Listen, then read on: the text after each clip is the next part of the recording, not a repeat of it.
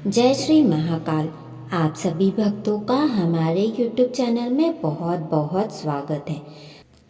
आप वीडियो को अधूरा ना छोड़ें, पूरा ज़रूर देखें क्योंकि आगे की वीडियो में हम जानेंगे हाथ पैरों में दर्द की समस्या का एक अचूक उपाय, जिससे आपके जीवन की सभी समस्याएं समाप्त हो जाएगी। आज के इस वीडियो में हम जानेंगे श्री शंकर सुमन सुंदर शिव महापुराण की कथा। भिंड मध्य प्रदेश की कथा में पंडित प्रदीप जी मिश्रा ने बताया बेलपत्री चंदन से किया जाने वाला विशेष उपाय। अगर आप कभी बेलपत्री तोड़ने जा रहे हैं और आप बेलपत्री तोड़ते समय कभी भी भूल से आपको बेलपत्री की डंडी नहीं तोड़नी चाहिए, या आप तुलसी की पत्ती तोड़ने जा रहे हैं तभी भी आपको मात्र तुलसी का दल या तुलसी की पत्ती तोड़नी चाहिए। आपको कभी भी तुलसी की डंडी नहीं तोड़नी चाहिए, क्योंकि ऐसा कहा जाता है कि जो वृक्षों के देवता होते हैं, अगर आप किसी वृक्ष को तोड़ते हैं तो उस वृक्ष के देवता आपको वृक्ष योनि में जन्म का श्राप दे देते हैं और आपके द्वारा किया गया सभी पुण्य उसी क्षण समाप्त हो जाता है।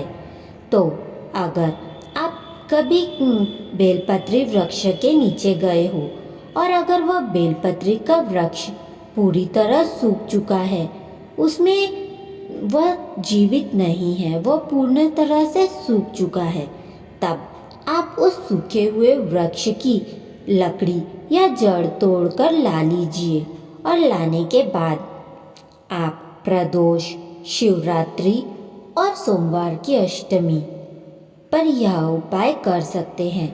आपको क्या करना है, अगर आपको आपके घर में चंदन पीसने का पाटा है तो आपको पहला उपाय करने के लिए आपको प्रदोष के दिन, प्रदोष काल में शाम के समय आपको क्या करना है, आपको यह जो बेलपत्री की जड़ या लकड़ी लाए हो आप, उसका आपको चंदन बना लेना है, उसे पीस लेना है पाटे पर। और पीसने के बाद आपको किसी भी शिव मंदिर में जाकर उसका लेपन शिवलिंग के ऊपर करना है और उस लेपन करने के बाद उस चंदन को वापस किसी प्लेट में उठा लेना है और उठाने के बाद उसे घर लाकर सुखा देना है और सुखाने के बाद उसकी छोटी छोटी गोलियां बना लेनी है। और फिर जिस व्यक्ति के शरीर में कोई गांठ हो गई है या कोई बीमारी है, उसे आपको यह गोली देना प्रारंभ करना है। पानी के साथ यह गोली 15 दिन तक लगातार एक एक गोली देने से उस व्यक्ति के शरीर में जो गांठ है मात्र 15 दिनों में ही गल जाएगी। दूसरा उपाय, सोमवार की अष्टमी के दिन किया जाने वाला उपाय। सोमवार की अष्टमी के दिन आपको उस बेलपत्र की जड़ का चंदन बना लेना है और चंदन बनाने के बाद आपको उसे किसी भी शिव मंदिर में जाकर इस चंदन का लेपन कर देना है और लेपन करने के बाद थोड़ी देर चंदन को वैसे ही रहने देना है। फिर उस चंदन को किसी प्लेट में उठा लीजिए। उठाने के बाद उसे घर में लाकर सुखा दीजिए और सुखाने के बाद उसकी छोटी छोटी गोलियां बनाकर रख दीजिए। फिर अगर कोई बच्चा है जो बिस्तर गंदा करता है या उस बच्चे को किसी बात से भय लगता है, तो आपको क्या करना है, इस जो आपने ये चंदन की गोलियां बनाई है बेलपत्री के चंदन की, उसे पानी में गला लेना है और गलाने के बाद हफ्ते में एक बार यह गोली पानी में गलाकर उस बच्चे को देना प्रारंभ करना है। उस बच्चे को जो भय लगता है या वह बिस्तर गंदा करता है, वह यह करना धीरे धीरे बंद कर देगा। तीसरा उपाय, यह उपाय शिवरात्रि के दिन करने का है।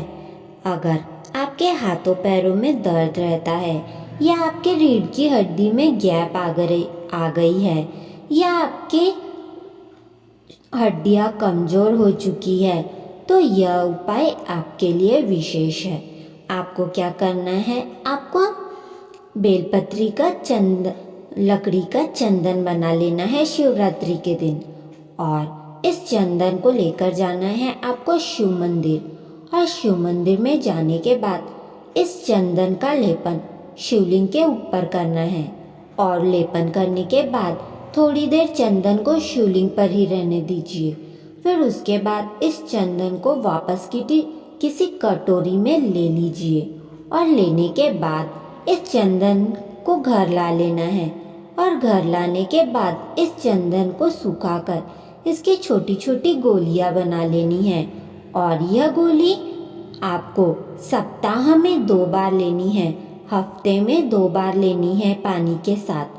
यह उपाय करने से आपके जो हड्डियां कमज़ोर हो चुकी है, या आपके हाथ पैरों में दर्द रहता है, या आपके रीढ़ की हड्डी में जो गैप पड़ गई है, यह सभी समस्याएं धीरे धीरे समाप्त होना प्रारंभ हो जाएगी, और आपके जीवन में आ रही बाधाएं समाप्त हो जाएगी। हर हर महादेव।